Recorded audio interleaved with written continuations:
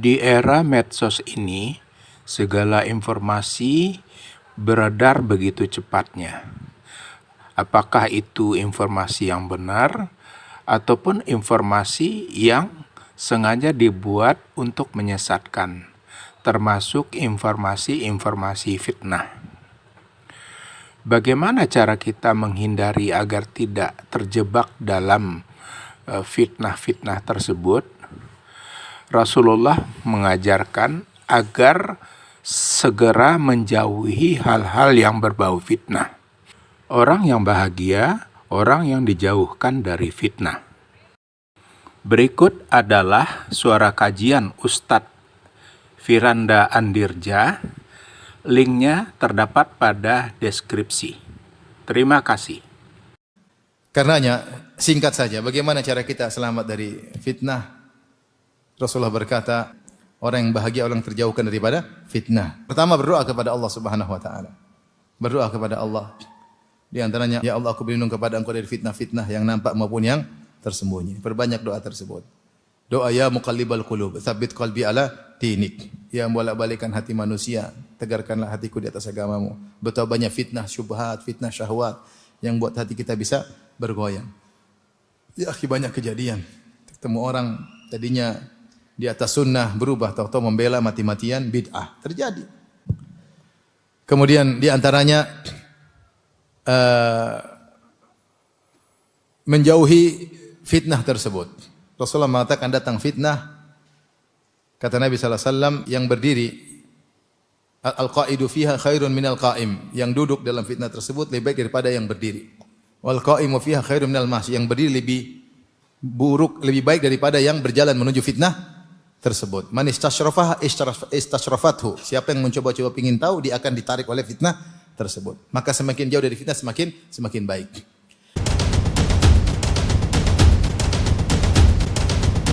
Fitnah dan model-modelnya dan bagaimana cara kita menghindar dari fitnah. Karena sungguhnya kita sekarang hidup di akhir zaman yang dimana fitnah semakin memuncak. Kata Nabi sallallahu alaihi wasallam, la yati zamanun illa alladhi ba'dahu syarrun minhu. Tidaklah datang suatu zaman kecuali yang setelahnya lebih buruk daripada yang sebelumnya. Semakin jauh secara umum zaman dari zaman kenabian, maka semakin berbagai macam kerusakan yang timbul. Dan fitnah semakin memuncak karena sekarang sarana untuk melihat fitnah tersebut semakin terbuka dengan adanya internet, dengan adanya medsos, maka semua fitnah bisa diakses. Berbeda dengan zaman dahulu, ketika seorang berdiam dalam rumahnya, maka dia akan selamat dari fitnah. Tapi kalau sekarang setiap orang yang kuotanya ada, maka dia akan terjebak dalam fitnah jika dia tidak menjaga diri dalam kesendiriannya. Oleh karenanya fitnah ya datang bertahap ya. Dahulu mungkin kalau ada perkara kemungkaran kecil orang peka. Namun lama-lama jadi terbiasa. Kemudian datang yang lebih parah lagi, orang peka lagi. Namun saking banyaknya maka jadi terbiasa lagi.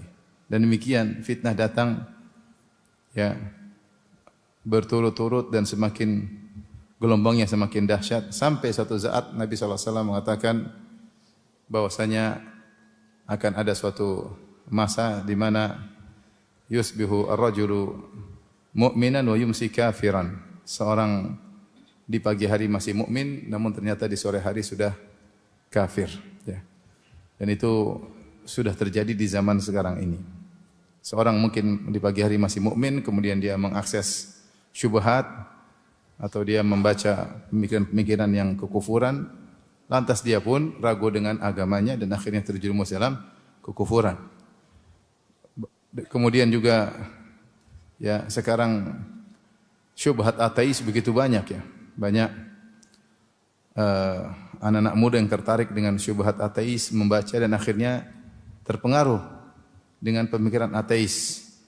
Bahkan menjadi tren bangga kalau ragu dengan adanya Tuhan. Dan itu ya luar biasa syubhat tersebut. Saking bahayanya syubhat ini sampai kita enggak berbicara di tanah air. sampai di negeri Al-Haramain saja dibuat lajnah khusus untuk melawan pemikiran ateis. Karena pemikiran tersebut sudah masuk sampai ke Al-Haramain. Ya. Kenapa? Karena akses untuk membaca syubhat-syubhat tersebut, untuk menelaah syubhat-syubhat tersebut sudah sangat mudah. Dan kita tahu dasar anak-anak muda kepingin tahuannya tinggi, sehingga mereka tanpa dasar agama yang kuat kemudian baca dan akhirnya terjebak dengan pemikiran yang menurut mereka luar biasa, akhirnya terjebak dalam pemikiran ateis. Karenanya ikhwan dan akhwat yang rahmati Allah Subhanahu wa taala, pembahasan tentang fitnah dan macam-macamnya penting. Dan insyaallah kita akan menyebutkan fitnah tersebut satu demi satu yang bisa kita sebutkan untuk tergambarkan pada kita bahwasanya zaman ini memang zaman yang sangat berbahaya. Semua orang bisa terkena fitnah. Semua seorang bisa terkena fitnah. Tapi fitnah secara bahasa ya adalah ujian, sebagaimana disebutkan, dikatakan fatantu dzahaba binnar, aku memfitnah emas dengan air, maksudnya dengan api, aku bakar emas dengan api untuk diketahui jaudatuhu an radiihi, untuk diketahui mana yang baik dan mana yang buruk dari emas tersebut. Dengan diuji emas tersebut di api, maka terlihat mana emas yang baik dan mana emas yang buruk. Dan itulah secara umum digunakan kata fitnah dalam ayat seperti kata Allah Subhanahu wa taala, kullu nafsin dha'iqatul maut nabluukum bisyarri wal khairi fitnah wa ilaina turja'un. Setiap yang bernyawa akan merasakan kematian dan kami akan menguji kalian dengan kebaikan maupun keburukan sebagai fitnah, itu sebagai ujian. Dan kepada kamilah kalian akan kembali. Seperti juga firman Allah Subhanahu wa taala kepada Nabi Musa, wa fatannaka futuna, dan kami menguji engkau wahai Musa dengan berbagai macam ujian, ya. Tentu ini makna dasar daripada fitnah. Kemudian fitnah diitlahkan kepada banyak hal, seperti kesyirikan juga dikatakan fitnah, kekufuran juga dikatakan fitnah, ya. Kemudian godaan-godaan berupa syahwat dan yang lain yang bisa menggelincirkan orang dari jalan yang lurus juga disebut dengan fitnah. Tapi kita tidak akan bahas panjang lebar makna fitnah secara bahasa. Tapi intinya fitnah makna asalnya adalah ujian. Tapi fitnah dijelaskan oleh Ibnu Qayyim rahimahullahu taala bisa diklasifikasikan menjadi dua. Pertama namanya fitnah syubhat, yang kedua namanya fitnah syahwat. Fitnah syubhat terkait dengan pemikiran yang keliru, yang menyimpang. Dan inilah fitnah yang sangat berbahaya. Kata Ibnu Qayyim, ini lebih berbahaya daripada fitnah syahwat. Karena fitnah syubhat kalau semakin mendalam mengantarkan orang pada kekufuran atau keraguan atau kemunafikan. Fitnah syubhat, ya, seperti pemikiran-pemikiran yang ditebarkan yang membuat orang-orang ragu tentang Islam, ya, atau bahkan ragu tentang adanya Tuhan, ya. Dan ini atau ragu tentang sunnah Nabi sallallahu alaihi wasallam, ragu tentang hadis Nabi sallallahu alaihi wasallam, dan ini sudah tersebar banyak di media-media, ya. Di antara yang mempelopori fitnah syubhat yang paling terkenal adalah orang-orang liberal, orang-orang pluralis. Mereka sampai menulis buku yang banyak, bahkan dalam disertasi-disertasi, tesis-tesis yang mereka tuliskan, yang intinya mereka ingin menjelaskan bahwasanya semua agama benar. Semua agama benar. Atau mereka mengatakan bukan cuma Islam saja yang benar. Atau mereka mengatakan jangan kau yakin betul dengan apa yang kau yakini, karena tidak ada kebenaran absolut. Semua kebenaran relatif. Jadi buat ragu. Semua kebenaran apa? Relatif. Ya, benar menurutmu tapi belum tentu benar buat orang lain. Salah agama lain, salah menurutmu tapi belum tentu salah pada hakikatnya. Karena tidak ada kebenaran absolut, kebenaran mutlak.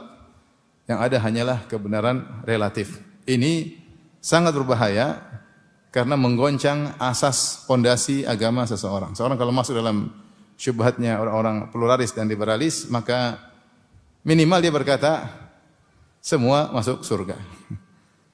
Sehingga dia akhirnya menyamakan antara agama tauhid dengan agama kesyirikan.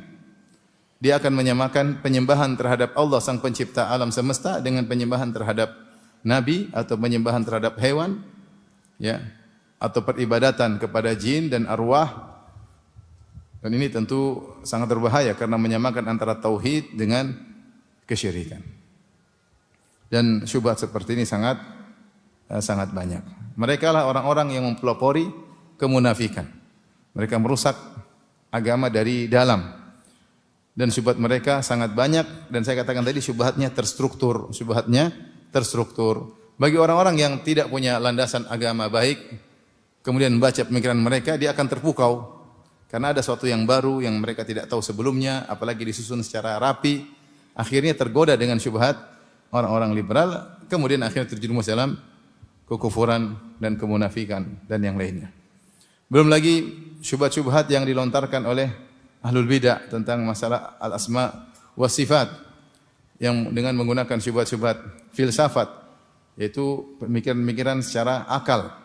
Mereka menggunakan pemikiran Plato, Aristoteles, ya. Kemudian dilanjutkan oleh pemikiran misalnya Al-Farabi, Ibnu Sina, dan kemudian dilanjutkan oleh firqah-firqah yang akhirnya memunculkan pemikiran aneh-aneh tentang Allah Subhanahu wa taala. Seperti contohnya mereka mengatakan bahwasanya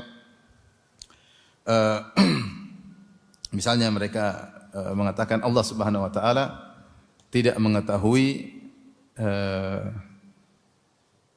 alam semesta dengan ilmu yang detail. Kata mereka Allah hanya mengetahui ilmu secara global, ya. Ini tentu ada syubhatnya. Kata mereka Allah tidak tahu tentang makhluknya secara detail. Allah hanya tahu secara global. Ini pemikiran siapa? Ini asalnya pemikiran Ibnu Sina dan Al-Farabi, kemudian diadopsi oleh Ibnu Sina. Salah satu sebab Al-Ghazali mengkafirkan Ibnu Sina di antaranya ini, dia mengatakan bahwasanya Allah mengetahui dengan ilmu yang global, bukan ilmu yang terperinci. Antum bingung kan? Maksudnya apa kan? Ya. Syubhatnya kuat, tapi saya tidak akan sampaikan syubhat di sini. Cuma intinya Allah tidak tahu kalau antum lagi duduk begini, Allah enggak tahu. Yang Allah tahu hanya ilmu global, seperti bahwasanya ilmu sebab dan akibat atau ilmu urutan. Misalnya bagaimana? Misalnya namanya anak itu adalah pasti punya bapak, iya enggak? Enggak mungkin anak kecuali punya bapak. Contoh, Allah tahu anak itu pasti punya bapak, tetapi siapa anaknya, siapa bapaknya, bapaknya ngapain, anaknya ngapain, Allah tidak tahu. Ada syubhatnya, tapi saya enggak mungkin sampaikan di sini, nanti antum kena syubhat. Contoh ya. Jadi kita begini sekarang Allah enggak tahu. Dan Allah tahu misalnya anak muncul setelah bapak, bapak terlebih dahulu baru kemudian anak. Ini dijelaskan panjang. Saya jelaskan panjang lebar dalam syarah Al-Aqidah Al-Wasithiyah bagaimana pemikiran mereka dan syubhat mereka dan bantahannya. Ini maksudnya ini contoh pemikiran dari Plato, dari Aristoteles disadur oleh ilmuwan Muslim Ibnu Sina dan Farabi. Kemudian juga misalnya gara-gara syubhat akhirnya orang-orang filsafat mengatakan bahwasanya alam itu azali. Alam itu azali bersama keazalian Allah Subhanahu wa taala. Jadi bukan Allah dulu baru alam, tidak. Tapi Allah berada bersama alam atau alam berada bersama Allah secara azali. Jadi alam tidak didahulu dari tidak ada menjadi ada, enggak. Tapi alam semesta itu azali. Azali itu maksudnya tanpa didahului dengan ketiadaan. Yang kalau kita orang Islam kita tahu yang begitu cuma siapa? Allah. Adapun alam dari tidak ada menjadi ada. Kana Allah wa lam yakun syai'un ghairahu. Dulu Allah sendirian dan tidak ada sesuatu pun yang bersama Allah. Di zaman azali Allah sendiri, kemudian Allah menciptakan. Tapi dengan logika Plato dan Aristoteles, kemudian diikuti oleh Ibnu Sina dan Al-Farabi, akhirnya mereka berkesimpulan alam itu azali. Ini semua ada syubhatnya. Maksud saya syubhatnya terstruktur. Orang kalau tidak pernah ngaji akidah dengan matang, dia akan terbawa. Oh ya benar juga ya, oh benar juga. Apalagi kita suka dengan sesuatu yang baru, hal yang baru. Anak-anak muda suka dengan hal yang baru. Sehingga akhirnya mereka menyimpulkan benar. Alam ternyata azali, ya seperti itu. Contoh lagi misalnya sama Ibnu Sina dalam kitabnya Risalah Al-Atwahiyah mengatakan bahwasanya yang akan dibangkitkan pada hari kiamat bukan jasad, cuma ruh. Tidak mungkin Allah bangkitkan jasad, karena kalau bangkitkan jasad mustahil. Dia sebutkan syubhat. Tapi saya tidak mungkin sebutkan syubhatnya di sini. Nanti antum kena syubhat ya.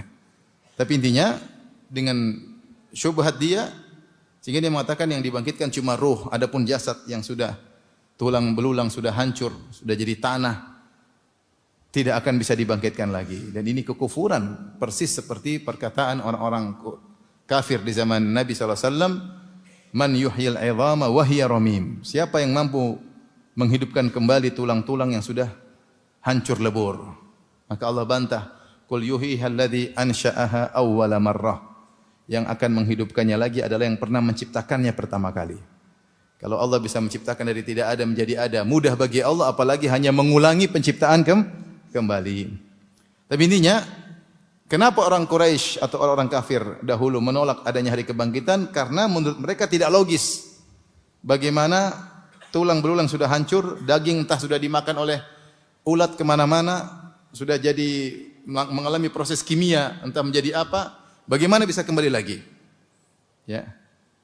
Kata Allah, qad alimna ma tanqusul ardu minhum wa indana kitabun hafiz. Kata Allah, sungguh kami telah mengetahui bagian tubuh mereka mana yang dimakan oleh tanah. Tubuh ini melalui proses kimia menjadi apa, Allah tahu. Nanti Allah bisa kembalikan lagi.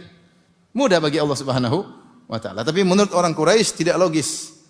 Maka datanglah Ibnu Sina dengan pemikiran yang sama, tidak logis. Sehingga akhirnya dia berkesimpulan benar. Yang bisa dibangkitkan cuma ruh. Taib Ibnu Sina, dalam Al-Quran banyak sekali Allah bangkitkan jasad. Kata dia cuma majaz. Itu cuma apa? Majaz. Cuma kinayah. Untuk nakuti-nakuti apa? Manusia. Allah berbicara dengan bahasa-bahasa majaz. Bahasa-bahasa kinayah. Bahasa-bahasa kiasan. Jangan diyakini secara zahir, secara letterlek. Ini juga menyebabkan Al-Ghazali mengkafirkan Ibnu Sina. Banyak pemikiran-pemikiran. Seperti mengatakan bahwasanya kenabian bisa didapatkan dengan usaha. Jadi seorang bisa jadi nabi, latihan dulu. Latihan, melaparkan diri, kemudian membersihkan jiwanya daripada raganya sehingga ruhnya menjadi bersih dan murni, maka dia akan kemudian berconnecting dengan al-aqal fa'al, kemudian dia jadi nabi. Sehingga kenabian bisa diusahakan. Ini juga pemikiran dari Plotinus. Maksud saya syubhat itu banyak. Syubhat itu banyak. Kalau kita bicara maka tidak ada penghujung. Jadi masalah syubhat ini mengantarkan kepada ujungnya kekufuran, kemunafikan atau keraguan. Maka di sini Ibnu Qayyim mengatakan bahwasanya syubhat, fitnah syubhat lebih parah daripada fitnah syahwat. Fitnah syahwat. Ya. Itu fitnah syubhat. Maka seorang waspada, jalan keluar terhindar dari fitnah syubhat, maka jangan mendengarnya, jangan mendengarnya. Kalau para salaf dahulu ketika bertemu dengan orang-orang Jahmiyah, Ahlul Bidah yang punya syubhat tentang sifat-sifat Allah, mereka benar-benar menjauh. Yang mengedepankan akal daripada dalil. Para salaf dahulu tidak mau dengar. Kalau ada Ahlul Bidah maka mereka tutup apa? Telinga mereka. Ada yang mengatakan biarkan saya berbicara satu kalimat saja. Kata sebagian salaf, meskipun setengah kalimat saya enggak mau dengar. Saya enggak mau dengar. Itu cara jalan keselamatan. Sehingga datang betapa banyak dalil, tahdzir, peringatan dari duduk-duduk bersama Ahlul Bidah. Kenapa? Takut terkena syubhat. Takut terkena syubhat. Nah sekarang akses untuk mendengar perkataan mereka banyak sekali sekarang. Tinggal ngeklik dengar syubhat. Oh ya benar juga ya.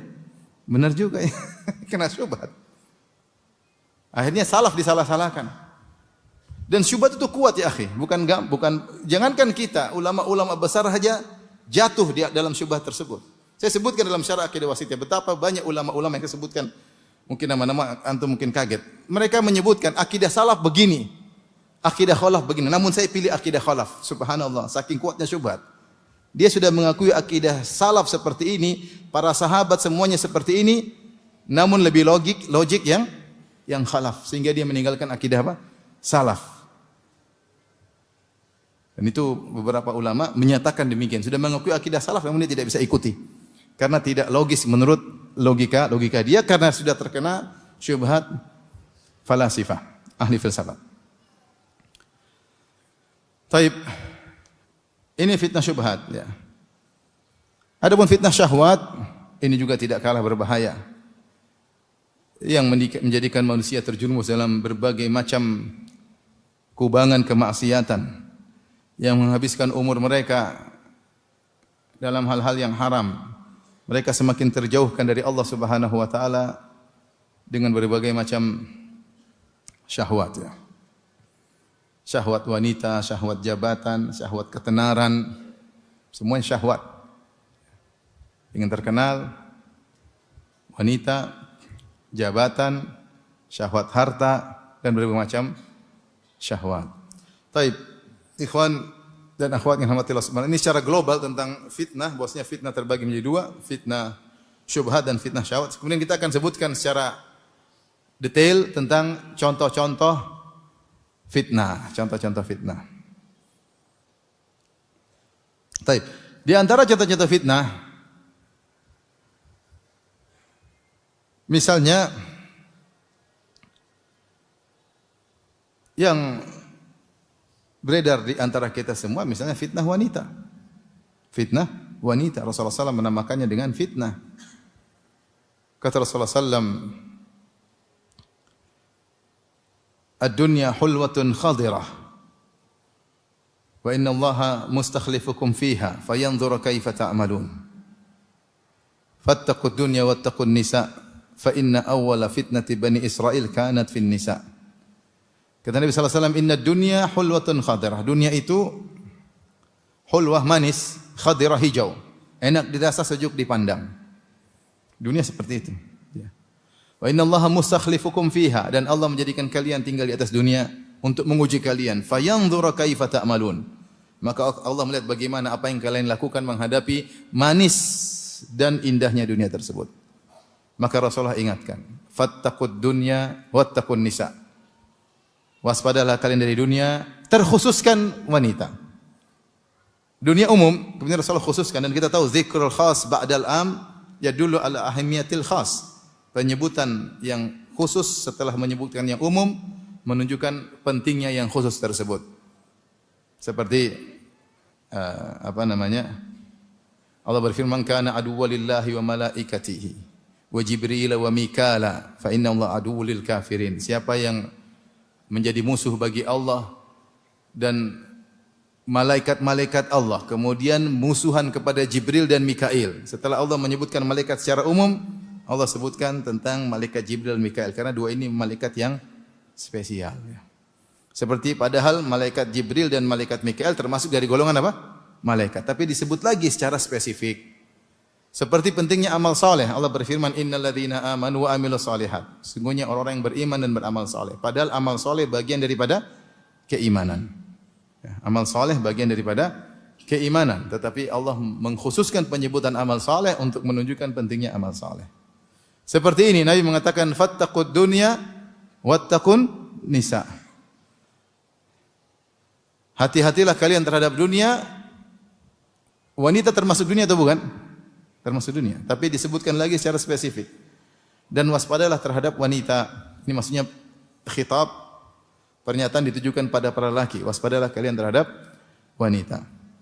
Kenapa? Fa inna awwala fitnati bani Israil kanat fin nisa. Fitnah pertama kali muncul di kalangan Bani Israil terkait dengan wanita. Kemudian berkembang. Kemudian Rasulullah SAW juga bersabda dalam hadisnya, "Ma taraktu ba'di fitnatan adharra 'ala rijal minan nisa." Aku tidak pernah meninggalkan fitnah yang lebih berbahaya bagi lelaki seperti fitnah wanita. Ketika Nabi berbicara demikian, bersabda demikian, Nabi benar atau tidak? Nabi benar tentu. Shadiqul masduq, dia pasti benar dan dia dibenarkan. Nabi yang berkata bahwasanya fitnah paling besar bagi lelaki adalah fitnah wanita. Maka kita harus benarkan pernyataan Nabi tersebut. Dan setan tahu bahwasanya yang paling mudah menggelincirkan lelaki adalah dengan fitnah wanita. Makanya dalam hadis Rasulullah berkata, "Innal mar'ata auratun fa idza kharajat istashrafaha syaitan." Sungguhnya wanita adalah aurat. Kalau dia keluar dari rumahnya, istashrafaha, itu setan perhatikan, siap memanfaatkannya untuk dijadikan bahan fitnah. Dan ini yang terjadi di mana-mana, wanita jadi bahan fitnah. Iklan di mana-mana pasti ada perempuan. Mau iklan odol pasti perempuan. Odolnya kecil, perempuannya apa? Besar. Iklan HP, HP-nya kecil, perempuannya apa? besar. Karena itu yang menarik perhatian. Itu yang menarik apa? Perhatian. Iklan mobil, iklan HP, iklan rumah, iklan apapun pasti ada perempuan. Dan sekarang fitnah syahwat luar biasa bisa diakses dengan mudah. Dan ini yang harus kita khawatirkan. Taib. Terus bagaimana cara menghindari fitnah wanita? Ini yang sangat sulit di zaman sekarang ini. Tidak ada cara lain kecuali sebagaimana yang disebutkan oleh Allah tentang Nabi Yusuf alaihissalam ketika Imra'atul Aziz berkata, "Wa laqad rawattuhu an nafsihi fasta'sam." Sungguh aku telah terus merayu Yusuf. Jadi Zulaikha ini sering merayu Yusuf. Puncak rayuannya ketika dia jebak dalam kamar, kemudian dia kunci kamar, dia berias untuk Yusuf, itu puncak rayuannya. Sebelumnya dia sering menggoda. Dia kunci pintu, kemudian dia rias dirinya, kemudian dia merayu Yusuf, "Hai talak, kemarilah wahai Yusuf." Walaqad hammat bih, bahwa sang wanita sudah benar-benar berhasad kepada Yusuf alaihissalam. Wa hamma biha, Yusuf pun sudah tergerak. Laula an ra'a burhana rabbi, maka Yusuf pun kabur. Nah, Imratul Aziz berkata, "Wa laqad rawattuhu an nafsihi," sungguh aku telah merayu dirinya, fasta'sam, namun dia berkekeh, bersikeras untuk tidak menyambut fitnah itu sama sekali. Tidak ada cara lain selain kita berdoa kepada Allah, kecuali kita tidak menggampangkan fitnah wanita. Kapan kita buka celah sedikit, kita akan terjerumus. Ini khusus lelaki ya, maksudnya fitnah paling besar. Fitnah wanita masih mengalahkan daripada fitnah jabatan, fitnah harta. Fitnah wanita luar biasa. Makanya Nabi Yusuf alaihissalam di antara kenapa dia selamat, karena dia tidak memberi celah sedikit pun. Setiap Zulaikha atau Imratul Aziz menggoda, maka dia menghindar, dia tidak kasih celah sedikit pun. Kapan dikasih celah sedikit? Sedikit saja berbahaya. Ada akhwat menggoda, "Ya ukhti, kaifa haluk ukhti?" Ya udah. Oh, gitu. Oh, udah selesai. Celah sedikit. Oleh karenanya itu juga yang menyelamatkan Juraij, sang ahli ibadah. Ketika Bani Israel berbicara tentang hebatnya Juraij, ada di antara mereka yang hasad kepada Juraij. Ahli ibadah luar biasa. Maka mereka ingin menjatuhkan harkat dan martabat Juraij. Maka ada seorang wanita pezina terkenal sangat cantik jelita. Jadi makanya ini urusan saya akan goda Juraij. Maka dia naik ke kuilnya Juraij, manggil Juraij, menggoda Juraij. Juraij tidak nengok sama sekali. Tidak kasih kesempatan untuk nengok. Karena kapan melihat, maka ya, banyak fitnah, mabda'uha minan nazar. Awalnya dari melihat.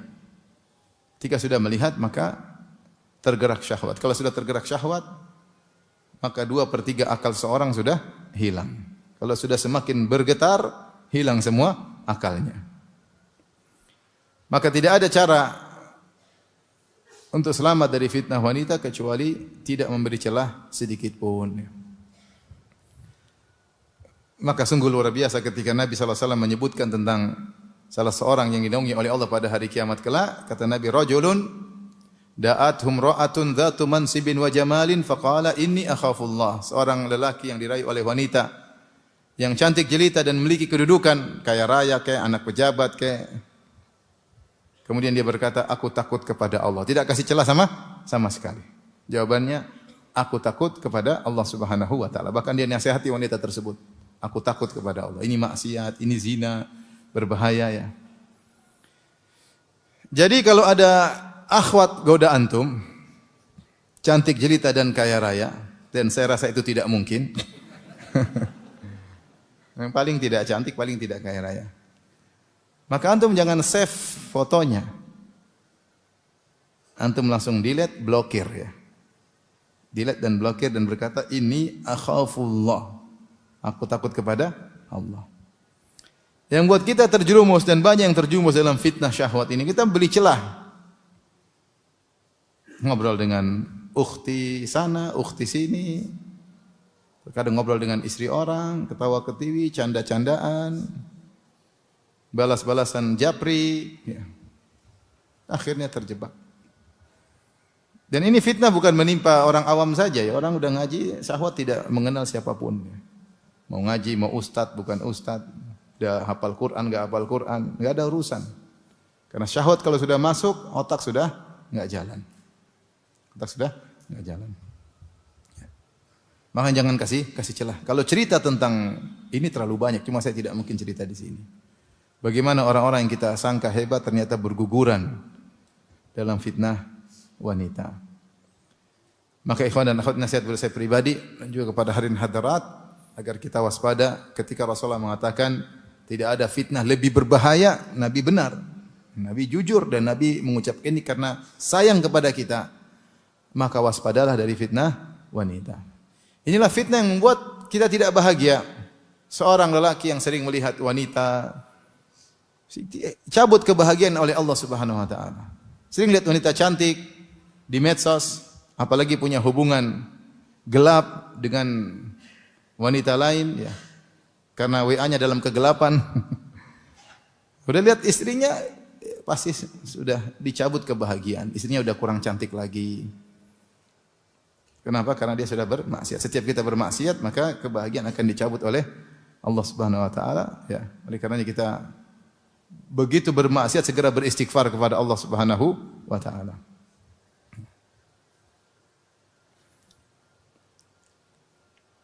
Karenanya tidak ada cara lain kecuali menundukkan apa? Pandangan dan tidak kasih celah sama sekali. Jadi pertarungan kita dengan fitnah wanita cuma pandangan pertama sebenarnya. Pertarungan kita dengan fitnah wanita cuma klik pertama. Enggak klik aman, klik selesai. Enggak nengok aman, nengok selesai. Ketika fitnah baru pertama kali muncul, syahwat mulai bergetar, kita masih bisa mengkontrol, masih bisa. Tapi ketika kita lanjutkan, kontrol sudah hilang. Tadi sebagaimana dikatakan ulama bahwasanya kalau syahwat sudah bergejolak, maka 1/3 atau 2/3 akal sudah hilang. Lihatlah bagaimana wanita-wanita yang Allah sebutkan dalam kisah Nabi Yusuf ketika syahwat mereka bergejolak melihat Yusuf alaihissalam yang begitu tampan, akhirnya mereka waqatta'na aydiyahunna, mereka potong-potong tangan mereka tanpa mereka sadari. Saking tampannya Nabi Yusuf alaihissalam. Artinya Imratul Aziz menyediakan makanan, mungkin buah-buahan yang perlu dipotong, kasih pisau. Ketika melihat Yusuf lewat, mereka potong-potong tidak sadar. Orang kalau syahwat sudah bergejolak, meskipun gempa bumi, dia tidak peduli. Yang penting syahwatnya dia salurkan. Karena manusia lemah ketika sudah dikuasai oleh syahwat. Oleh karena jangan sampai terjebak diri kita dalam kondisi demikian. Ya, jangan. Tapi ini di antara fitnah yang berbahaya yang tersebar di zaman sekarang ini. Tapi fitnah berikutnya, fitnah harta, yang di mana Rasulullah SAW berkata, Inna likulli ummatin fitnah wa fitnatu ummati al-mal.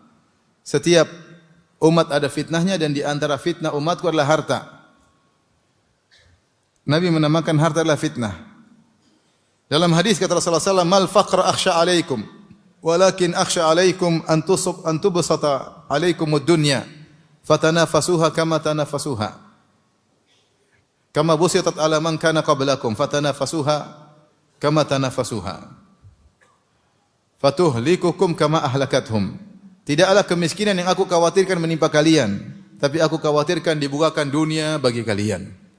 Sebagaimana telah dibukakan dunia bagi umat-umat sebelum kalian, maka kalian pun berlomba-lomba untuk mengejar dunia tersebut sebagaimana umat sebelumnya berlomba-lomba mengejar dunia tersebut. Maka dunia tersebut membinasakan kalian sebagaimana mereka dibinasakan.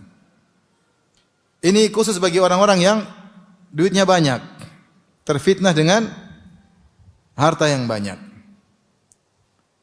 Ketidakbukan dunia membuat orang lalai dari mengingat Allah Subhanahu wa taala. Mulai beli ini, beli anu, beli ini, beli anu, jalan sana, jalan sini. Waktunya habis untuk mikirin bangun ini terus. Yang kata Allah, alhaakumut takatsur. Sikap berbanyak-banyak telah melalaikan kalian hatta zurtumul maqabir, sampai kalian masuk dalam liang lahat baru sadar. Maka kita hidup di zaman yang fitnah dunia luar biasa. Marketing luar biasa. Barang-barang mewah kita bisa lihat, akses kita lihat di ya pasar-pasar online ya. Tinggal kita lihat, tertarik pengen beli ini, pengen beli itu. Apalagi konten-konten YouTube banyak sekali memamerkan kekayaan.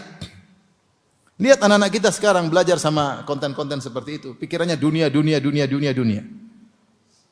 Sampai anak kecil bisa ngomong pengen beli Lamborghini, subhanallah. Lamborghini itu apaan saja kita nggak ngerti, anak kecil ngerti. Ada mobil mewah, namanya mobil apa? Lamborghini. Dari mana? Dari YouTube.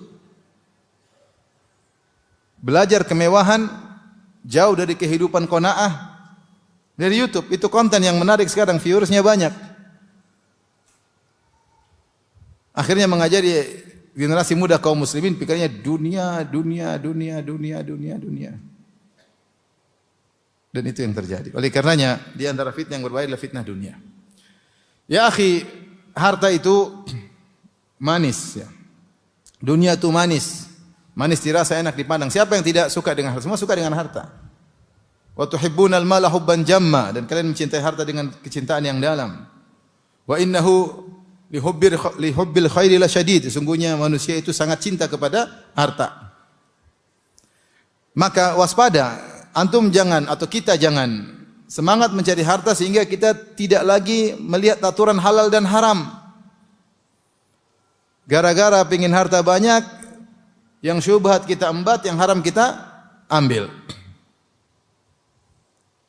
Anda akan dihisab oleh Allah Subhanahu wa taala dengan dua pertanyaan pada setiap harta yang Anda miliki.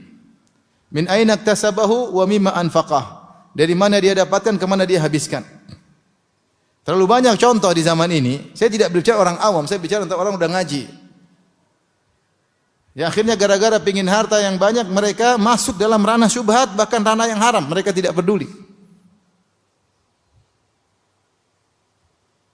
Yang menyedihkan hati kita, ya, yang seharusnya orang-orang ngaji, apalagi ustadz-ustadz memberi contoh tentang memilah-milih dalam harta yang halal, jangan memilih harta haram, terkadang mereka juga terjatuh dalam harta yang haram hanya karena ingin dunia. Ini menunjukkan bahwasanya begitu mudah manusia terfitnah dalam fitnah dunia. Maka waspada. Kalau sudah haram, tinggalkan. Allah akan kasih dari jalan yang lain, yang halal. Kita berusaha mencari harta dengan cara halal, dengan cara haram, hasilnya sama. Hasilnya sama. Depan kita ini ada cara haram, sepertinya untung 5 miliar misalnya. Ada cara halal, untungnya misalnya cuma 100 juta. Ambil yang halal. Kau ambil 5 miliar, kelihatannya depannya 5 miliar, tapi ternyata untungnya ujungnya nanti sama. Ujungnya nanti sama. Dengan cara halal sedikit-sedikit Allah kasih berkah, mungkin agak lama, ini lama-lama habis. Atau tidak berkah, dibuat yang tidak-tidak. Ujungnya sama. Yakin dengan hal itu. Mau cara halal haram ujungnya sama. Makanya disebut ada suatu riwayat meskipun tidak ada sanad yang sahih, cuma sekedar ilustrasi, disebutkan bahwasanya Ali bin Abi Thalib radhiyallahu anhu ketika dia ingin masuk di masjid atau suatu pasar, kemudian dia menitipkan pelananya pada seseorang. Kemudian ternyata orang tersebut bawa lari pelana Ali bin Abi Thalib, dibawa lari. Ketika Ali balik, subhanallah, pelananya tidak ada. Maka dia suruh orang lain, tolong belikan pelana saya di pasar. Maka ada yang beli pelana untuk Ali karena pelananya hilang. Dibeli dengan 2 dinar. Kemudian pelananya dibawa kepada Ali. Kata Ali, subhanallah, ini pelana saya. Saya tadi sudah berniat kasih orang itu 2 dinar sebagai upah karena dia menjaga pelanaku. Tapi dia tidak mengambil dengan cara yang halal. Ternyata dia bawa lari, dia jual dengan cara haram. Dapatnya juga berapa? 2 dinar. Ini riwayat tidak secara sanad bermasalah. Cuma saya ini ilustrasi sederhana. Antum itu mau ambil cara halal haram, hasilnya sama saja, percaya saja. Kelihatannya banyak di depan mata, nanti ujungnya juga habis. Bahkan tidak berkah. Dan hisabnya panjang. Hisabnya panjang. Ya akhi, kita yang halal saja dihisab kita udah bingung jawabnya. Yang halal saja sudah sibuk bingung untuk jawabnya. Gimana yang haram? Bukankah Rasulullah SAW kabarkan bahwasanya inna fuqara ummati yadkhulunal jannah qabla al-aghniya bi 500 am. Bahwasanya orang-orang miskin dari umatku masuk surga sebelum orang kaya 500 tahun sebelum orang kaya masuk surga. Semuanya masuk surga, tapi yang miskin 500 tahun lebih dulu, yang kaya nunggu 500 tahun. Kenapa dia nunggu 500 tahun? Dalam sebagian riwayat 100 tahun, mungkin 80 tahun, 40 tahun. Karena semakin banyak hartanya, semakin banyak apa? Hisabnya. Ini halal, dia masuk surga. Ini pun hisabnya susah. Bayangkan untuk menghisap hartanya lebih panjang daripada umurnya. Dia hidup di dunia cuma 60-70 tahun. Untuk menghisap hartanya 500 tahun. Kita ini kalau punya harta banyak, hisapnya susah, itu pun halal. Punya rumah berapa, punya mobil berapa, punya HP berapa, punya motor berapa, hisapnya udah panjang. Nggak gampang. Apalagi kalau dengan cara yang haram. Maka yakin, jangan terfitnah dengan dunia. Kalau haram tinggalkan, Allah kasih yang halal. Akan datang. Tinggalkan sesuatu yang haram, Allah akan ganti yang datang. Saya punya kawan, dia kontraktor, cerita sama saya. Dia menjalani suatu proyek, kemudian proyek dia ditolak. Karena tidak mau diterima kecuali harus nyogok sana, nyogok sini, dan harus memberikan uang untuk korupsi intinya. Dia tidak mau. Dia bilang sudah, saya tinggalkan. Dia tidak mau ambil. Proyek ini 1 triliun lebih. Bukan proyek esek-esek ya. Proyek kalau nggak salah 1 triliun lebih. Dia tinggalin. Subhanallah, akhirnya mereka datangkan kontraktor lain. Kontraktor lain mengerjakan, tidak mampu mengerjakan. Akhirnya dia dipanggil lagi untuk mengerjakan tanpa ada korupsi sedikit pun. Kalau Allah ingin kasih harta, ada saja jalannya. Ya. Dan itu butuh keyakinan. Makanya antum-antum yang sudah terfitnah dengan dunia, atau kita-kita yang sudah terfitnah dunia, yang cara yang haram, tinggalkan. Bismillah. Fitnah dunia luar biasa. Fitnah dunia luar biasa. Yang Rasulullah takutkan bukan kemiskinan. Kalau miskin orang masih bisa bersabar, fitnah dunia bahaya. Cara meraihnya dengan cara yang haram, menghabiskannya juga dengan cara yang tidak benar, foya-foya, beli sana beli sini, bangga-banggaan, apalagi sekarang sudah fitnah branded barang-barang apa? Branded. Seorang bangga pakai jam mahal, pakai tas mahal ya. Bangga ya. Ini berbahaya sehingga akhirnya orang-orang kaya terjerumus dalam israf, berlebih-lebihan yang dilarang. Apa itu israf? Kaidahnya mudah. Israf adalah mengeluarkan harta yang banyak untuk manfaat yang sedikit. Sebagaimana dinukil Ibnu Hajar dalam Fathul Bari. Mengeluarkan harta yang banyak untuk manfaat yang sedikit. Kalau harta banyak dikeluarkan manfaat banyak enggak ada masalah. Beli mobil besar, kenapa? Anak banyak. Enggak apa-apa. Nyaman untuk perjalanan jauh, oke, enggak ada masalah. Beli tas harganya 1 miliar. Ibu-ibu ini 1 miliar. Saya dulu pertama dibilang ada tas ratusan juta, saya tidak percaya. Ada tas gitu. Bahlul beli tas kayak gitu. Karena saya pernah ditanya dulu, entah mungkin belasan tahun lalu. Saya ngisi di Cibubur, ada yang tanya, "Ibu Ustaz, saya alhamdulillah sudah bayar zakat. Saya sudah bantu sana, bantu sini, sudah silaturahmi, sudah bantu orang miskin. Boleh enggak saya beli tas 600 juta?" Saya kaget juga ada tas 600 juta. Bahlul banget beli tas segitu. Ternyata waktu qadarullah saya pergi ke Paris, ternyata dikabarkan tas harga sampai miliar-miliar. Dan banyak orang bahlul yang ngantri beli di situ. Saya jalan-jalan, saya lihat ada jual jam di Paris. Jam saya hitung-hitung euro. Ini harga Innova ini, jam bahlul banget. Tapi ternyata yang lebih mahal dari itu juga banyak.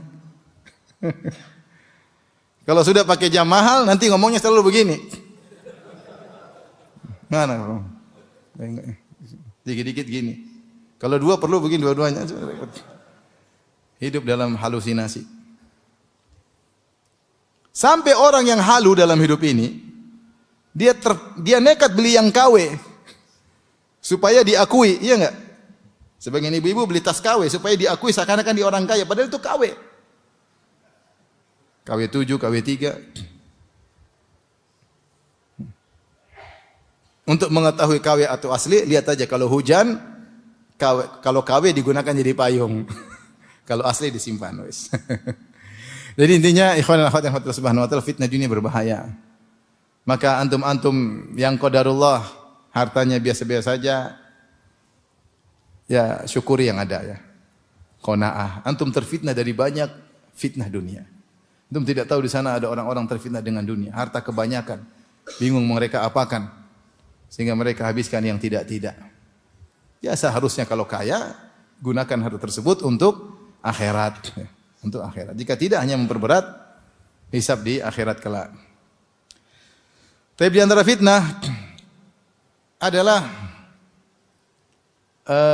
orang-orang terdekat, keluarga, anak-anak, tetangga. Dalam hadis kata Rasulullah SAW, fitnatul rajuli fi malihi wa ahlihi wa waladihi wa jarihi tukaffiruha as-salat was sadaqah wal amr bil ma'ruf wan nahyu 'anil munkar. Fitnah seorang lelaki terkait dengan istrinya, terkait dengan anaknya, terkait dengan hartanya, terkait dengan tetangganya. Apa maksudnya? Bosnya istri, anak, tetangga fitnah. Maksudnya para ulama menjelaskan yaitu dia terjerumus dalam dosa gara-gara tidak benar dalam bermuamalah dengan mereka. Tidak bermuamalah dengan istri sebagaimana mestinya, tidak bermuamalah dengan anak-anak tidak sebagaimana mestinya, tidak bermuamalah dengan tangga sebagaimana mestinya. Allah berfirman, wa'lamu annama amwalukum wa auladukum fitnah. Ketahuilah bahwasanya harta kalian dan anak-anak kalian adalah fitnah. Allah menamakan anak sebagai apa? Fitnah. Karena berinteraksi dengan anak-anak, fitnah ujian. Bisa menjadikan seorang mendapatkan pahala yang besar dan sebaliknya bisa menjadikan seorang terjerumus dalam dosa. Karena kecintaan yang berlebihan, makanya dalam hadis kata Rasulullah SAW, al-waladu majbanatun wa mabkhalatun. Bahwasanya anak-anak itu bisa majbana bikin orang jadi pengecut, mabkhalah bisa bikin orang menjadi pelit. Karena saking cintanya pada anak-anak, misalnya ketika disuruh untuk berjihad, dia tidak mau berjihad. Sayang sama anaknya. Sayang sama anaknya. Tidak mau berpisah dari anaknya. Sehingga menjadi dia jadi pengecut. Atau menjadikan dia pelit, mabkhalah. Dia mau sumbang sana, sumbang sini, pikir anak saya harus saya siapkan investasi buat mereka, saya harus pasang deposit buat mereka. Sehingga dia sibuk ngumpulin deposit buat anak-anaknya. Sehingga ketika ada kesempatan untuk menyumbang, untuk dalam dakwah atau untuk silaturahmi, dia tunda-tunda, akhirnya jadi pelit gara-gara anak-anak. Rezeki akan datang, nanti keluarkan Allah akan ganti, nanti keluarkan Allah akan ganti. Tapi karena terlalu sayang pada anak-anak, akhirnya jadi pelit. Ini contoh maksudnya, seorang bisa terjerumus dalam dosa atau kekurangan gara-gara anak-anaknya. Gara-gara anaknya. Demikian juga ketika dia tidak pandai dalam mendidik anak-anaknya. Tidak ingin anaknya nangis, sedikit anaknya nangis, dimanja, akhirnya dibelikan macam-macam. Dibelikan hal-hal yang merusak anak itu sendiri. Kasih duit, jajan yang banyak, dibelikan ini, dibelikan main anu. Sehingga anak terhidup biasa dalam kehidupan, foya-foya, akhirnya jadi malas salat, malas beribadah, manja, tidak bisa mandiri. Akhirnya dia telah berkhianat dalam amanah yang Allah titipkan kepadanya. Ini contoh, maksudnya anak-anak bisa jadi apa? Fitnah. Istri juga demikian, bisa jadi fitnah. Ya. Inna min azwajikum wa auladikum aduwwan lakum fahdharuhum. Kata Allah, sungguhnya di antara istri-istri kalian dan anak-anak kalian adalah musuh bagi kalian, maka waspadalah. Istri terkadang jadi musuh. Musuh dalam selimut. Kenapa jadi musuh? Disebutkan oleh para ulama, karena istri bisa menjerumuskan suami dalam dosa. Contoh, suaminya ingin membantu orang tuanya, istrinya yang bejat mengatakan, jangan mas, tidak usah. Orang tua masih cukup, masih mampu, tidak usah dibantu. Akhirnya suaminya diajarin pelit. Bahkan terkadang seorang suami musuhan dengan keluarganya, memutuskan silaturahmi, gara-gara terlalu sayang sama istrinya, terlalu percaya sama perkataan istrinya. Betapa banyak lelaki seperti ini. Seorang laki buka usaha misalnya, semua yang kerja adalah keluarga istrinya. Keluarga di sini tidak dia perhatikan. Keluarga sendiri dia juga tidak perhatikan. Padahal rahim-rahim dia lebih utama untuk dia bantu. Benar, semua kerabat kita bantu, tapi ada porsinya. Mana yang lebih utama? Utama adalah rahim-rahim kita. Sebagian orang, subhanallah, begitu sayang sama istrinya, semua yang dia muliakan keluarga istrinya. Keluarga dia sendiri tidak dia muliakan. Ini contoh, istrinya musuh bagi dia. Membuat dia berpaling dari jalan yang benar. Istrinya menjebak dia untuk banyak utang sehingga akhirnya dia pusing kepala. Mas, ganti mobil kita. Enggak ada uang sayang. Sudahlah, hutanglah. Insya Allah kita tawakal. Insya Allah Allah ganti. Suruh ngajarin utang. Akhirnya ngutang, udah ngutang sana, ngutang sini. Terkadang akhirnya bingung jawab. Akhirnya terjerumus dalam hal yang macam-macam. Kalau mau kasih orang tua, mau belikan mama, atau mau kasih uang 5 juta sama ibu kandung kita. Kata sebagian istri, enggak usahlah. Mama tuh enggak perlu uang sebanyak itu. Sudah tua, ngapain kasih uang sebanyak itu? Ya kasih aja. Mama mau kasih adik, mama mau kasih temannya, terserah mama. Terserah ibu. Hati-hati, jangan sampai istri menjadikan antum terjerumus dalam maksiat. Tentunya ini juga berlaku terbalik. Artinya, anak-anak juga fitnah bagi seorang ibu, dan suami juga fitnah bagi seorang wanita. Betapa banyak wanita terjerumus dalam maksiat gara-gara suaminya. Suaminya tidak pandai mendidik istrinya, istrinya dibiarkan bermedsos ria sehingga akhirnya melihat yang tidak-tidak. Istrinya dibiarkan bercengkerama dengan lelaki sehingga akhirnya jatuh cinta sama lelaki orang. Dan ini terjadi. Kenapa suaminya tidak punya rasa cemburu, membiarkan istrinya bermaksiat. Membiarkan istrinya. Dan cerita seperti ini banyak sekali.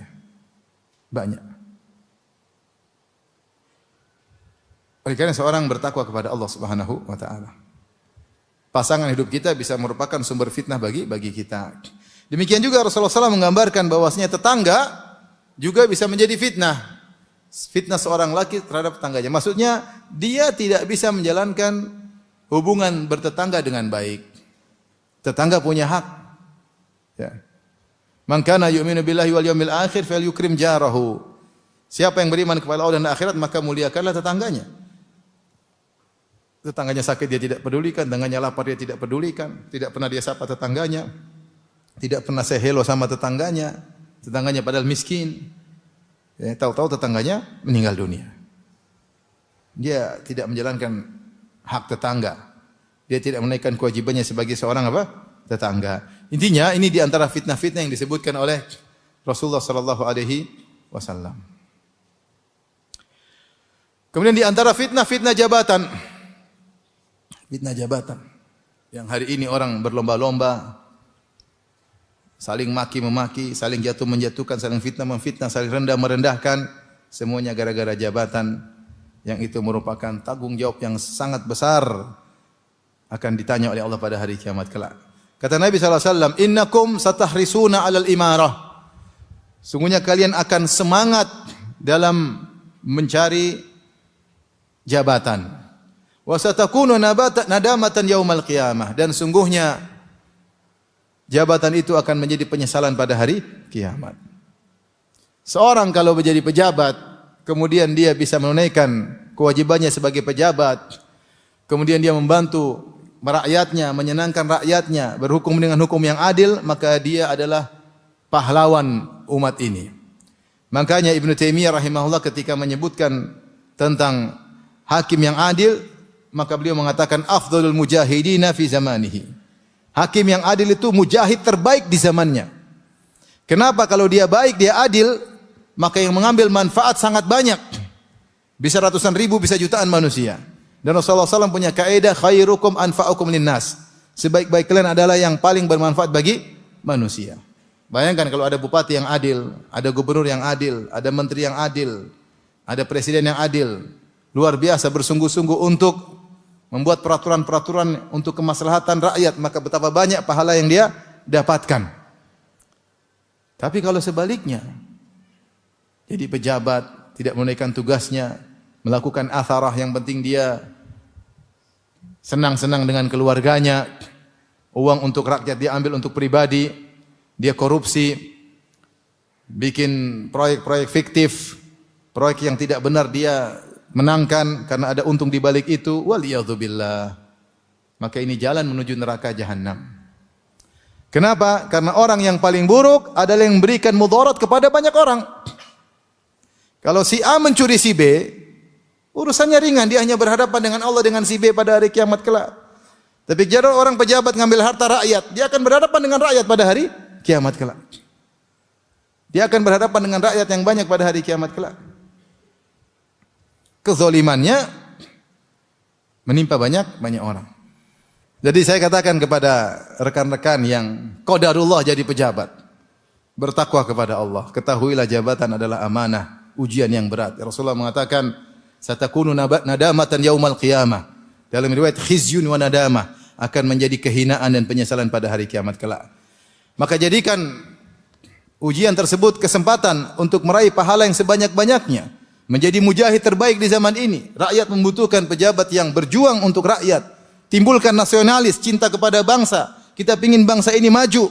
Jadilah pejabat yang jujur dan amanah.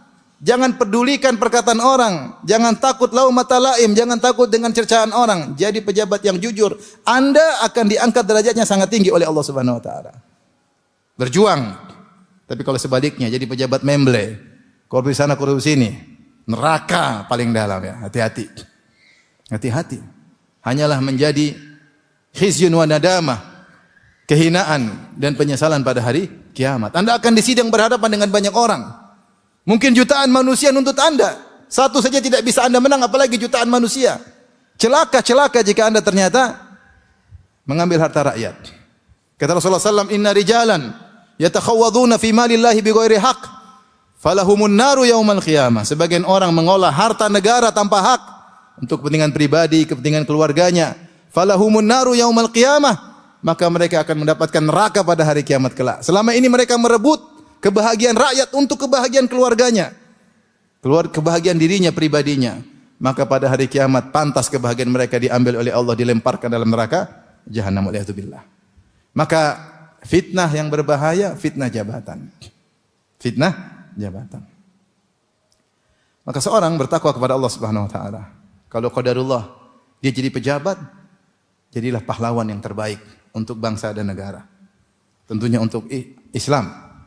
Tapi kita mikir bagaimana bangsa kita bisa maju ya. Hidupkan ya nilai-nilai kebangsaan, cinta sama negeri. Kita tidak ingin negeri ini semakin terpuruk. Taib. Di antara fitnah yang tersebar, yang juga diingatkan oleh Nabi SAW adalah fitnah popularitas. Ini juga ramai di zaman ini. Fitnah popularitas. Kata Rasulullah SAW, ma dhi'bani ja'ian ursila fi ghanamin. Tidaklah dua serigala yang kelaparan dilepaskan pada sekumpulan kambing. Bi afsada, lebih merusak daripada tentang agama seorang, daripada semangatnya untuk mendapat harta wasyaraf lidinihi. Ya.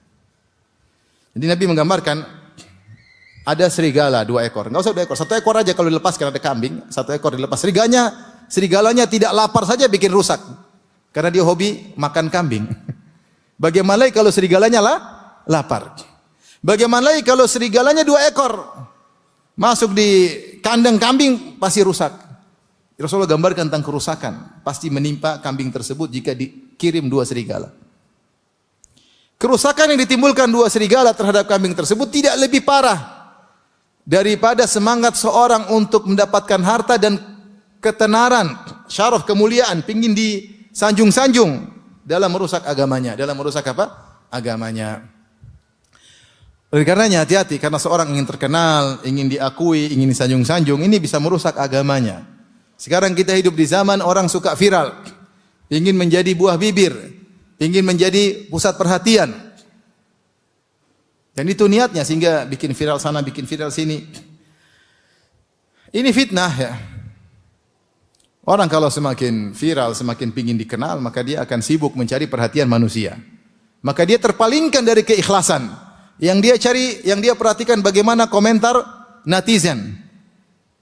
Kebahagiaannya berada di tangan netizen. Kalau netizen kasih jempol tangan, dia bahagia. Kalau dikasih jempol kaki, dia sengsara. Itu yang dia cari.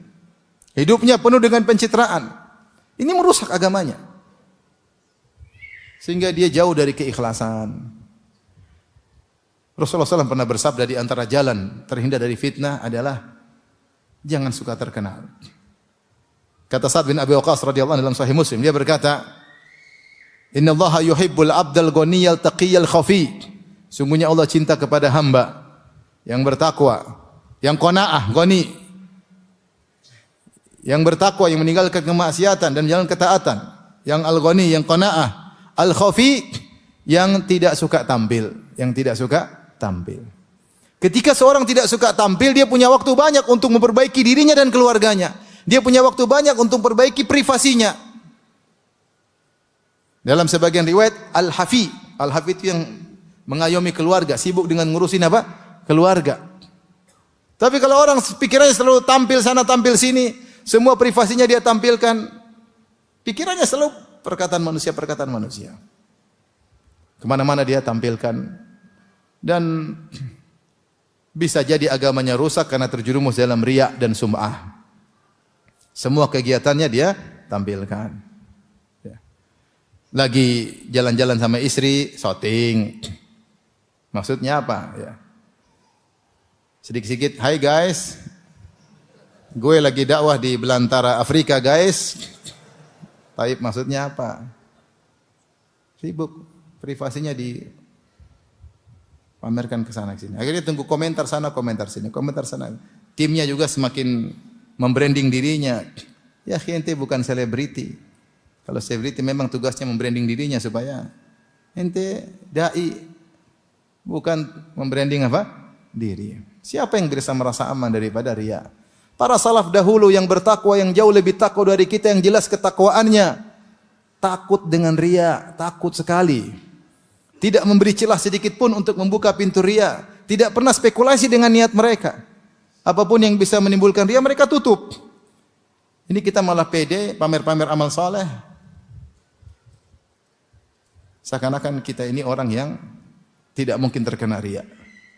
Takwa kita dibanding dengan salaf antara langit dan bumi. Itu pun mereka takut dengan pintu riya. Ini fitnah bahaya, pengen jadi buah bibir, sibuk bikin konten, kemudian ini mengenai banyak orang ya. Maka seorang bertakwa kepada Allah Subhanahu wa taala tidak usah sibuk-sibuk pamer diri ya. Jangan suka jadi buah bibir ya.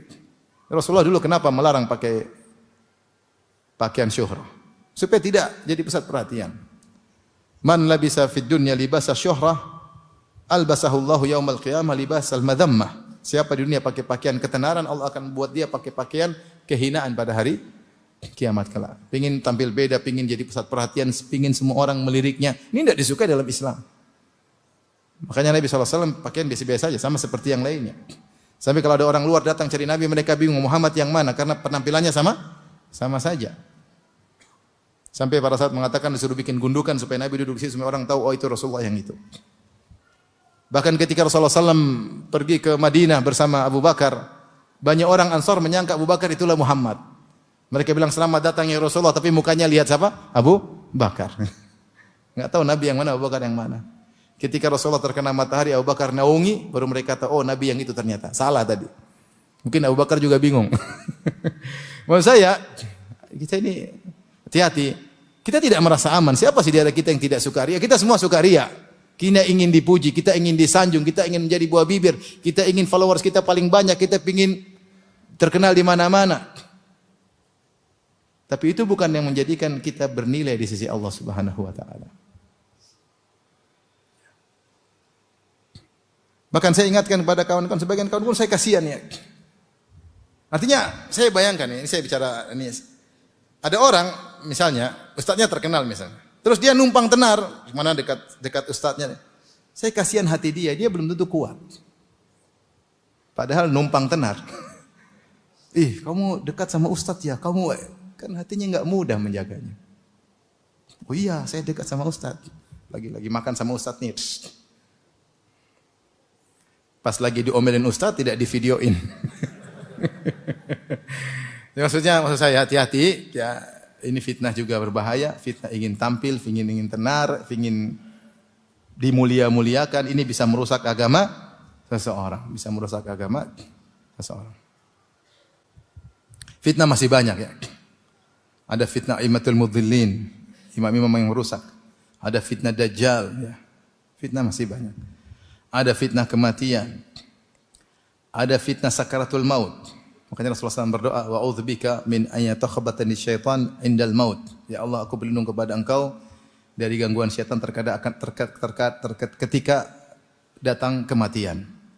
Karenanya singkat saja, bagaimana cara kita selamat dari fitnah? Rasulullah berkata, as-sa'idu laman junnibal fitan. Orang yang bahagia orang yang terjauhkan daripada fitnah. As-sa'idu laman junnibal fitan. Orang yang bahagia adalah orang yang terjauhkan dari fitnah. Pertama berdoa kepada Allah Subhanahu wa taala. Berdoa kepada Allah. Di antaranya Allahumma a'udzubika minal fitani ma dhahara minha wa ma batan. Ya Allah, aku berlindung kepada Engkau dari fitnah-fitnah yang nampak maupun yang tersembunyi. Perbanyak doa tersebut. Doa ya muqallibal qulub, tsabbit qalbi ala dinik. Ya bolak-balikan hati manusia, tegarkanlah hatiku di atas agamamu. Betapa banyak fitnah syubhat, fitnah syahwat yang buat hati kita bisa bergoyang. Ya akhi, banyak kejadian. Ketemu orang tadinya di atas sunnah berubah, tahu-tahu membela mati-matian bid'ah. Terjadi. Kemudian di antaranya menjauhi fitnah tersebut. Rasulullah mengatakan datang fitnah, kata Nabi sallallahu alaihi wasallam, al-qa'imu fiha khairun minal mashi, yang berdiri, al-qa'idu fiha khairun minal qa'im, yang duduk dalam fitnah tersebut lebih baik daripada yang berdiri. Wal qa'imu fiha khairun minal mashi, yang berdiri lebih baik daripada yang berjalan menuju fitnah tersebut. Man istashrafaha istashrafathu, siapa yang mencoba-coba ingin tahu, dia akan ditarik oleh fitnah tersebut. Maka semakin jauh dari fitnah semakin baik. Di antara sebab hadis Sa'ad bin Waqqas yang saya sebutkan, innallaha yuhibbul 'abda taqiyal ghaniyal khafi, sungguhnya Allah mencintai seorang hamba yang bertakwa, yang qanaah dan yang tidak ingin tampil. Datang anaknya Umar bin Sa'ad bin Abi Waqqas ketika terjadi fitnah setelah wafatnya Utsman bin Affan, terjadi pembicaraan tentang khilafah dan yang lainnya. Maka anaknya datang, wahai ayah, wahai abi. Ya, Sa'ad bin Waqqas jauh, dia tidak ingin sibuk dengan fitnah, maka dia pergi suatu tempat kira-kira 10 mil dari kota Madinah, dia ngurus kambing, onta, sapi, dia ngurus ternaknya. Dan kita, siapa yang tidak kenal Sa'ad bin Waqqas? Yang jagoan ketika Ma'arakat Al-Qadisiyah. Jagoan luar biasa. Maka datanglah anaknya, dia bilang, ayahanda, kenapa gampangnya Anda sibuk-sibuk ngurusin kambing, sapi, onta, sementara orang-orang sedang rebutan tentang khilafah. Kata dia, uskut, diam kau anakku. Aku mendengar Rasulullah SAW bersabda, sungguhnya Allah mencintai seorang hamba yang bertakwa, yang qanaah, tidak tamak dengan khilafah. Kemudian wal khafi, yang tidak suka tampil. Dia tidak mau. Dia tidak mau ikut-ikutan. Oleh karenanya kalau bisa seorang menjauhkan diri fitnah sejauh-jauhnya, itu lebih baik. Kemudian di antara sebab agar kita terselamatkan dari fitnah, kata Nabi sallallahu alaihi wasallam, min husni islamil mar'i tarkuhu ma la ya'ni. Di antara keelokan Islam seorang adalah meninggalkan perkara yang bukan urusannya. Kepo ini berbahaya. Ingin tahu, satu hari satu jam lihat berita, akhirnya tahu berbagai macam fitnah, akhirnya terjerumus dalam fitnah tersebut. Buktinya terjerumus, ikut-ikut komentar, ikut-ikut menimpali, padahal sumber berita belum tentu benar, ya tidak? Memang yang antum baca beritanya, yang kasih berita semuanya thiqah terpercaya? Antum kan tidak pernah dengar dari dua belah pihak. Terus antum baca, antum komentar menimpali, maki-maki, berarti antum mencoba tahu fitnah, kemudian antum ditarik oleh fitnah tersebut. Kalau tidak bukan urusan kita enggak usah. Kalau urusan kita perlu tahu, enggak apa-apa. Ya. Kalau bukan urusan kita ngapain kita cari tahu? Akhirnya waktu kita terbuang. Makanya Rasulullah mengatakan di antara keelokan Islam seseorang, dia meninggalkan yang bukan urusannya. Kenapa Islamnya elok? Ketika dia meninggalkan yang bukan urusannya, maka dia bisa punya waktu untuk ngurusi urusannya. Tapi ketika dia sibuk urusan yang bukan urusan dia, maka akan terbengkalai urusannya. Urusannya. Urus istri enggak beres, urus anak-anak enggak beres, Qur'annya enggak beres, salatnya enggak beres, sedekahnya enggak beres, ngurusin yang lain-lain. Maka Islam yang indah meninggalkan yang bukan. Nah sekarang kita mulai memilah-milih. Ini urusan saya bukan. Kalau bukan, enggak usah. Subhanallah, di antara hal yang menakjubkan saya dapati selama saya tinggal di Arab Saudi, orang-orang sana secara umum tidak ingin tahu urusan orang. Secara umum, orang-orang awam, mereka punya sifat tidak ingin tahu urusan apa? Orang. Mungkin sudah dididik sejak lama. Jadi mereka urusan pribadi-pribadi. Nanti ada perlu baru mereka tanya. Kalau mereka perlu baru mereka mau bantu baru mereka tanya. Kalau enggak mereka enggak urusan. Paling kaifa haluk khair gitu aja. Salam, masing-masing urusan sendiri-sendiri. Dia kalau pingin kepo, kalau pingin bantu. Nah kita di Indonesia ini terlalu banyak berita sehingga kepo melulu. Ada dengar berita seorang artis cantik diceraikan oleh suaminya. Pengen tahu, cantiknya kayak apa? Suaminya goblok, bahlul, cantik. Komentar. Komentar, pengen tahu. Terus ribut masalah harta gono-guni ikut lagi. Gimana? Gimana ikut terus? Ya ente perlu apa? Urusan ente, enggak ada urusan ente. Kecuali ente ingin nikahi itu artis, boleh ente ikuti beritanya. Ini dia lihat ente aja mau muntah terus ente kalau bukan nggak usah ikut, buang waktu, nggak usah. Mau cerai mau apa bukan urusan kita. Kalau kita mau ngurusin ada urusan kita silakan. Akhirnya kita terjebak dalam banyak berita. Tahu ini. Ayat nggak tahu, hadis nggak tahu. Urusan anak nggak tahu. Urusan istri nggak tahu karena terlalu banyak tahu urusan istri orang. Assalamualaikum warahmatullahi wabarakatuh. Penonton yang dirahmati Allah, bagaimana pendapat Anda dengan tema kajian kali ini? Bermanfaatkah? Berikan pendapat Anda di kolom komentar di bawah. Semoga Allah memberkahi kita semua. Amin. Jangan lupa klik like, subscribe, dan lonceng ya. Terima kasih.